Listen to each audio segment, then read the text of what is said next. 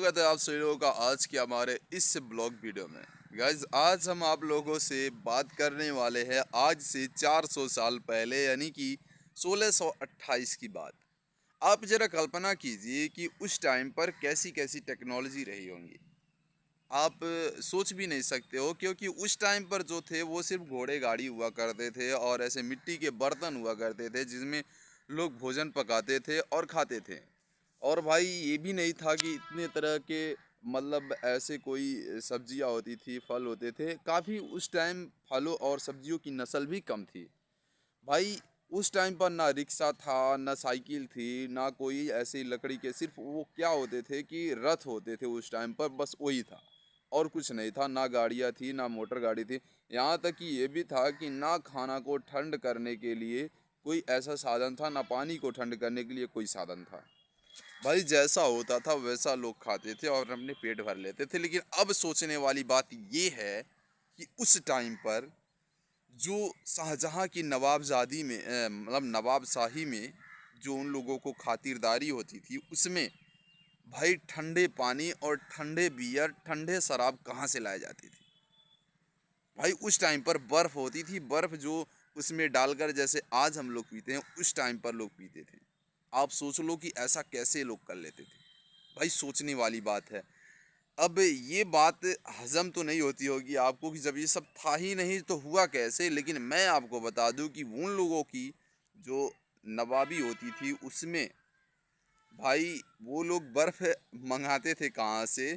जो है क्या ये बोलते हैं, जम्मू कश्मीर से।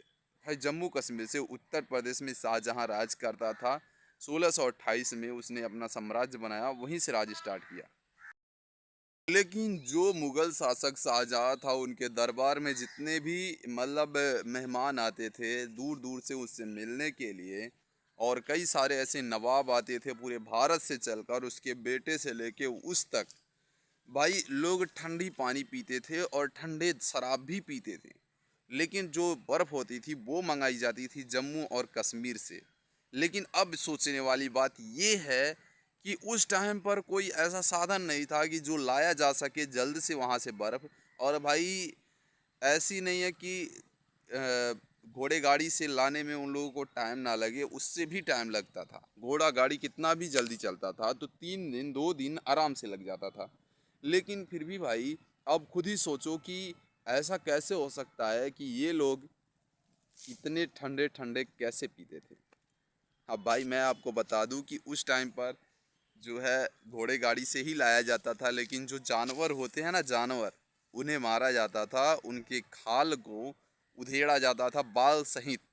उधेड़ कर उसे अंदर से साफ सफाई किया जाता था और अंदर से गर्म कपड़े लगाकर, ये जो पेड़ों के छाल होते हैं उसे लगाकर उसे सिला जाता था। सिलने के बाद उसके अंदर जो है बर्फ़ को रख कर लाया जाता था।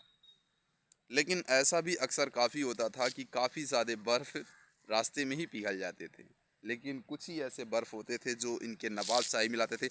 इस चीज़ को अगर हम सोचें कि उस टाइम पर जो नवाबजादी होती थी, मतलब नवाबी लोग करते थे, आई मीन जो वहाँ की रईसी थी उस टाइम का, वो रईसी आज से कई गुना काफ़ी महंगा था और काफ़ी ज़्यादा था। आप सोच लो कि वहाँ पर लोग 20-20 लोग बर्फ़ लेने के लिए ऐसे जाते थे और वहाँ से गाड़ियाँ भर भर के लाते थे। लेकिन उनमें से जो लाते थे कुछ ही बचता था। सोचो क्या होता था।